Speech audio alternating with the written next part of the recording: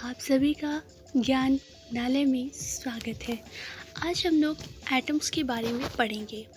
Headings दी हुई है, आपके स्क्रीन पे दिखाई दे रहा है, लिखा हुआ है the secret of universe. You know childrens, इस यूनिवर्स का जो सबसे बड़ा रहस्य है, वो यूनिवर्स बना कैसे है, वो है एटम्स। अगर एटम नहीं होता ना, तो हम नहीं होते, आप नहीं होते, ये पूरा यूनिवर्स नहीं होता। एटम इतना इम्पॉर्टेंट होता है। अगर एटम इतना इम्पॉर्टेंट है तो एटम के बारे में जानना तो बनता है ना। तो आइए स्टूडेंट, आज हम लोग एटम्स को जानते हैं कि एटम्स वाकई में होता क्या है। तो लेट्स स्टार्ट। सबसे पहले किसी भी चीज़ को जानने के लिए उसकी हिस्ट्री के बारे में जानना बहुत ज़रूरी है। किसी भी इंसान को जानने के लिए जैसे उसके पीछे के बातों को जानना ज़रूरी होता है, वैसे एटम को जानने के लिए हमें हिस्ट्री तो जाननी ज़रूरी है ना। तो चलिए हम लोग स्टार्ट करते हैं कि हिस्ट्री क्या है। आपको पता है डेमोक्रिटस जो थे 460 BC में, उन्होंने इस एटम के आइडिया को डेवलप किया था और उन्होंने बताया था कि जो भी इस संसार में मॉर्टर हैं या पेस्टल्स हैं, ये सारे जो मटेरियल्स हैं, उनकी हम छोटे से छोटा पार्ट कर दें, उसे हम एटोमा कहते हैं, नॉट एटम, एटोमा।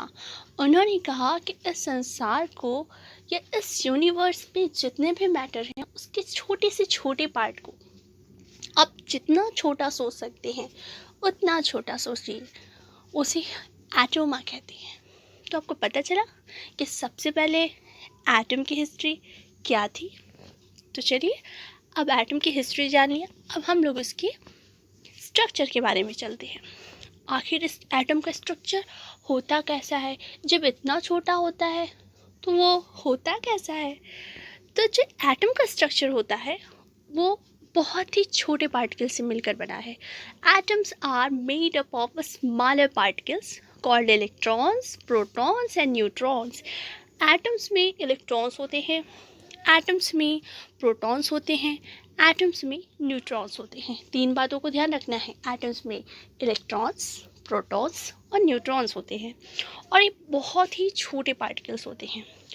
जहाँ पे इलेक्ट्रॉन्स जो होते हैं वो नेगेटिव चार्ज होते हैं और प्रोटॉन्स जो होते हैं वो पॉजिटिव चार्ज होते हैं। ये दोनों चार्जेस माइनस प्लस को अट्रैक्ट करता है, प्लस माइनस को अट्रैक्ट करता है और इस अट्रैक्शन के कारण इसे हम इलेक्ट्रिक चार्ज कहते हैं, ठीक है, which affects the way they interact with each other and with other electrically charged particles. The structure of an atom जो है वो बहुत ही स्मॉलर पार्टिकल्स है, इलेक्ट्रॉन, प्रोटॉन एंड न्यूट्रॉन्स को कंसिस्ट करता है और इलेक्ट्रॉन्स और protons are charge particles and neutrons have a no charge. तो आप लोग स्ट्रक्चर के बारे में तो जान ही चुके कि स्ट्रक्चर कैसा है एटम का। अब स्ट्रक्चर जानने के बाद हम लोग चलते हैं नेक्स्ट स्लाइड पे। फिगर देखिए, फिगर में आप लोगों को साफ साफ दिखाई दे रहा है कि एटम जहाँ लिखा हुआ है उसके बीच में एक रेड कलर दिखाई दे रहा है और उस रेड कलर को हम लोग बोलते हैं न्यूक्लियस। आप बच्चों सोचिए कि एक एटम बहुत ही छोटा पार्टिकल्स है और उस छोटे से पार्टिकल के बीचों बीच में एक पार्ट दिख रहा है, एक पोर्शन दिख रहा है। वो क्या है, छोटे से पार्ट का भी एक केंद्र, एक मिडिल पॉइंट, उसे कहते हैं हम न्यूक्लियस। एक्चुअल में इलेक्ट्रॉन्स जो होते हैं वो इनके चारों ओर चक्कर लगाते हैं, मतलब एटम्स स्फेरिकल दिख रहा है और उसमें चारों ओर इलेक्ट्रॉन्स चक्कर लगाते हैं, बीचों बीच में होता है न्यूक्लियस। और हमने पढ़ा था कि इलेक्ट्रॉन, प्रोटॉन और न्यूट्रॉन होते हैं, जिसके कारण चारों ओर तो इलेक्ट्रॉन हो गए, तो बचे कौन, प्रोटॉन और न्यूट्रॉन। और प्रोटॉन और न्यूट्रॉन्स इनके बीच में होते हैं। प्रोटॉन और न्यूट्रॉन्स दोनों मिलकर के न्यूक्लियस कहलाते हैं। तो अगर हमसे पूछा जाए कि न्यूक्लियस क्या होता है, तो न्यूक्लियस जो होता है प्रोटॉन और न्यूट्रॉन का कॉम्बिनेशन होता है, ठीक है। तो एटम्स में इलेक्ट्रॉन होते हैं, प्रोटॉन होते हैं और न्यूट्रॉन्स होते हैं, जिनमें इलेक्ट्रॉन्स एटम के चारों ओर चक्कर लगाते हैं, रिवॉल्व करते हैं सर्कुलर ऑर्बिट में, और न्यूक्लियस दोनों मिल करके प्रोटॉन और न्यूट्रॉन्स एटम्स के बीच में होते हैं, ठीक है। तो चलिए, स्ट्रक्चर ऑफ एन एटम भी हो गया। अब चलते हैं न्यूक्लियस के बारे में पढ़ते हैं।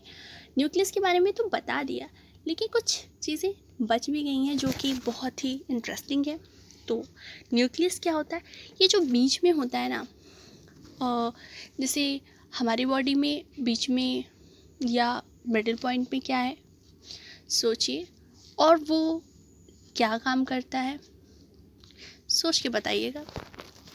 लेकिन न्यूक्लियस जो है एटम के बीच में होता है, और ये जो होता है पूरे एटम का मास वहाँ पे कंटेन होता है। The nucleus contains all of the mass of the atom. पूरे एटम का जो मास होता है, द्रव्यमान होता है, वो कहाँ होता है? न्यूक्लियस में, नाभिक में होता है। But it occupies only a tiny fractions of the space inside the atoms. पूरा मास होता है एटम का, लेकिन बहुत थोड़ी सी जगह लेता है। थोड़ी सी जगह भी बड़ा धमाका, मतलब जगह थोड़ी सी होती है, लेकिन पूरे एटम का जो मास होता है उसे न्यूक्लियस के अंदर होता है।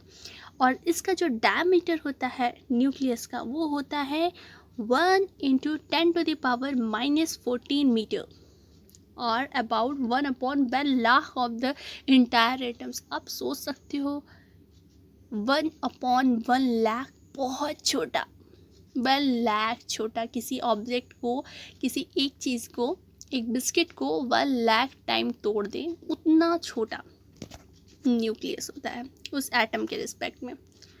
समझ में आया है ना? इस